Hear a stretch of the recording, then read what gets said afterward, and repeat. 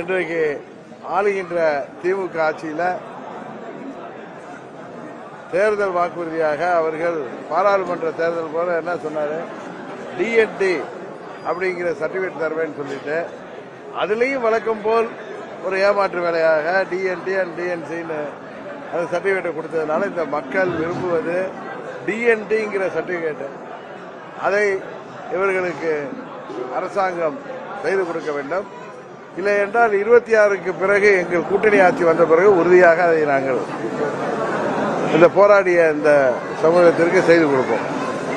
Sir, Katchatheevu விவகாரத்தில் மத்திய அரசு இதை மீட்கணும் அப்படின்னு சொல்லி ஒரு தீர்மானத்தை நேற்று முதல்வர் நிறைவேற்றிருக்கிறாரு. இந்த தீர்மானம் ஒரு கபட நாடகம்னு அண்ணாமலை ஏற்கனவே விமர்சிச்சிருக்காரு. உங்க தரப்புல நீங்க என்ன நினைக்கிறீங்க? நான் ஏற்கனவே சொல்லியிருக்கேன், திரு அண்ணாமலை அவர்கள் சொன்னது 100க்கு 100 சரி.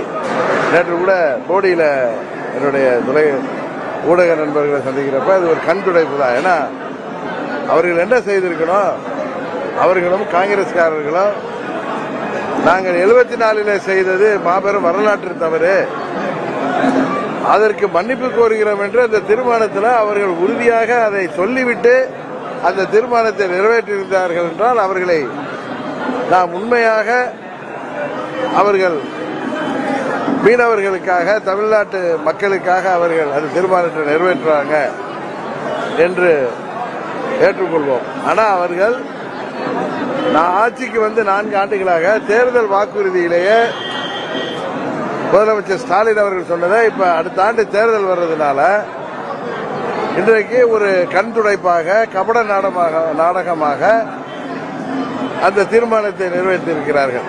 இதுல காங்கிரஸ்காரர் உடந்தை.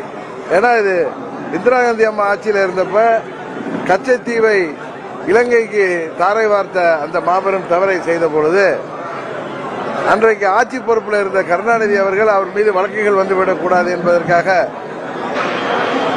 பயந்து கொண்டு அன்றைக்கு கண்மூடி வாய் பொத்தி இருந்ததுனாலதான் கச்சத்தீவை நாம் இழந்தோம்.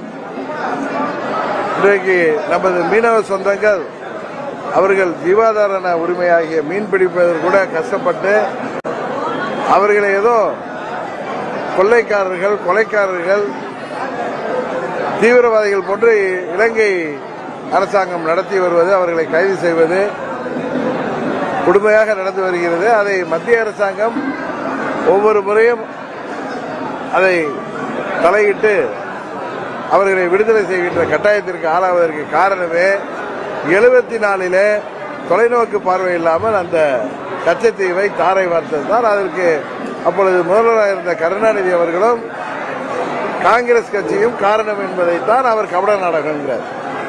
இன்றைக்கு தேர்தல் வருதுங்கிறதுக்காக இவர் மத்திய அரசாங்கத்திற்கு ஒரு கண் துடைப்பாக இதை செய்திருக்காங்க. இது எல்லாருக்கும் தெரியும், அது மீனவ சமுதாய மக்களுக்கு தெரியும். சட்ட திருத்த மசோதா கடுமையான எதிர்ப்புகளுக்கு மத்தியில் நிறைவேற்றியிருக்கிறாங்க மத்திய அரசு. நீங்க கூட்டணியில் இருக்கீங்க, பல்வேறு முஸ்லீம் அமைப்புகளும் இதற்கு எதிர்ப்பு தெரிவிக்கிறாங்க. இந்த நிலைமை எப்படி சமாளிப்பீங்க? இல்ல, மத்திய அரசாங்கம் உண்மையிலேயே அது சிறுபான்மை மக்களின் வக்ஃபு போர்டு சொத்துக்கள் எல்லாம் யாரார் கையிலே மாட்டிக்கொண்டிருப்பதை அதை மீட்டெடுக்க வேண்டும் என்கிற நல்லெண்ணத்திலே அந்த மசோதா கொண்டு வரப்பட்டாலும் சிறுபான்மை மக்களுக்கு அச்சம் தருகின்ற விதமாக அதில் சில பிரிவுகள் இருப்பதால் அவர்களுக்கு முக்கியத்துவம் அளித்து அதையெல்லாம் சரி செய்ய வேண்டும் என்பதுதான் எங்களது கோரிக்கை. பார்த்தீங்கன்னா செங்கோட்டையன் தனியாக போய் சந்திக்கிறாங்க, எடப்பாடி தனியாக போய் சந்திக்கிறாங்க. நேற்று தம்பிதுரை கூட நிதியமைச்சரை பார்த்துருக்கிறாரு. இது அதிமுக மீண்டும் ஒரு பிளவுக்கான வாய்ப்பால் என்ன சார் நடக்கிறாரு? உங்களுக்கு ஏதாவது இல்ல நாங்க நீங்க பார்ப்பது கேட்பது ஊடகத்தில் வருவதை வைத்தெல்லாம் நான் பேசுவோம் அல்ல. நான் எப்பொழுதும் என்ன சொல்லி வர்றேன், அம்மாவின் உண்மையான தொண்டர்கள் அனைவரும் அவர்கள் எந்த பெயரிலே இருந்தாலும் அனைவரும் ஓர் அணியில் திரண்டு திமுகவை வீழ்த்துவதற்கு தேசிய ஜனநாயக கூட்டணியோடு கைகோர்க்க வேண்டும் என்பதுதான் எங்களது நிலைப்பாடு.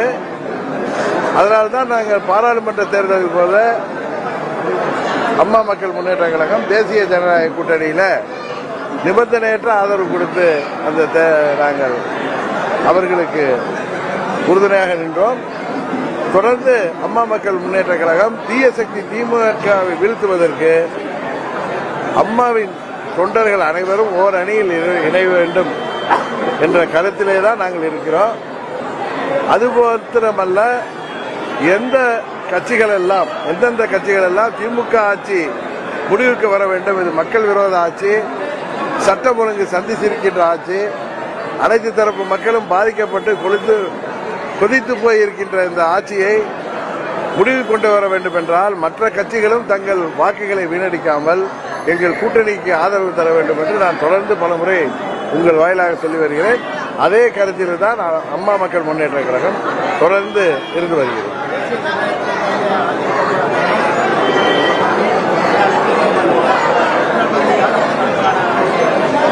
இல்ல, தேசிய ஜனநாயக கூட்டணியின் ஆட்சி, அதில் அங்கம் வகிக்கிற ஒவ்வொரு கட்சியுமே தலைமை வகிக்கின்ற கட்சியாகத்தான் இருக்க முடியும்.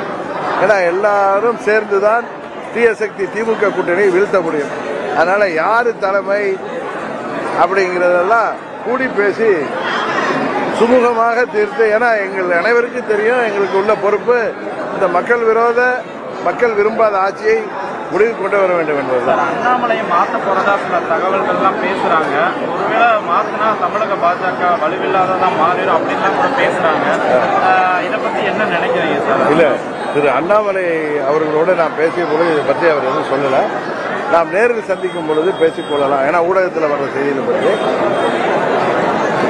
என்னை பொறுத்தவரை இந்த வருகின்ற செய்திகள் தகவல்கள் அடிப்படையில் நாம் எதுவும் பதில் சொல்லக்கூடாது. இன்னும் ஒரு வாரத்தில் உங்களுக்கு எல்லாம் தெரிந்துவிடும் என்று நினைக்கிறேன். அது வரை வெயிட் பண்ணுவோம். அது எங்கள் கூட்டணி கட்சி ஆகிய பாரதிய ஜனதா கட்சி, அதன் மத்திய தலைமை எந்த ஒரு முடிவையும் தீவிர ஆலோசித்து தான் எடுப்பார்கள் என்பது எல்லோருக்கும் தெரியும். ஏன்னா பல ஆண்டுகள் அவர்கள் பொறுத்து அரசியல் இயக்கம் நடத்தி தான் அவர்கள் மத்தியிலே ஆட்சிக்கு வந்தவர்கள். அதனால இதில் போய் நம்ம அவங்களுக்கு யாரும் எந்த யோசனையும் சொல்ல வேண்டிய அவசியம் இருக்காது. உறுதியாக அவர்கள் இங்கு உள்ள தமிழ்நாட்டில் உள்ள நிலவுகிற எல்லா சூழ்நிலையை பார்த்து தான் எந்த முடிவும் எடுப்பார்கள் என்று நான் நம்புகிறேன்.